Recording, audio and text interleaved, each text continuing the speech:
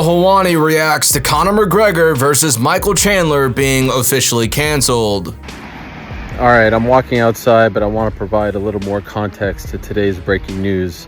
So as you just heard, the Conor McGregor-Michael Chandler fight scheduled for June 29th is off. It has been canceled.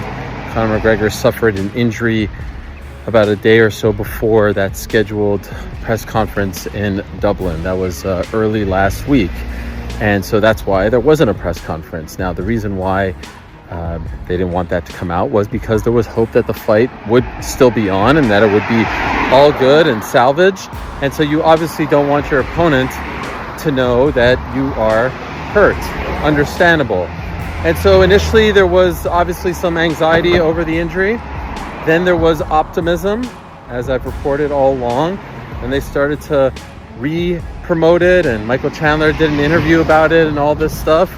But then at the beginning of this week, the pessimism started to creep in, and about 48 hours or so ago, the realization was that this fight isn't going to happen. And so the UFC went into overdrive, and this was led by Hunter Campbell, who's become quite known now in the MMA community due to that UFC Fight Inc.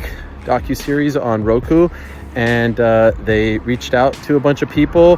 The main one being, there aren't a ton of options right now, just given the schedule, given who has fought, given who is scheduled to fight. And the top choice seemed to be, from the beginning, Jiří Procházka against Alex Pereira for the light heavyweight title rematch. There were some other feelers sent out to the likes of Max Holloway. There was some talk of a replacement for McGregor. Not a lot of options as far as a brand new fight is concerned. And finally, about around 24 hours ago, they really started to zero in on Procházka and Pereira.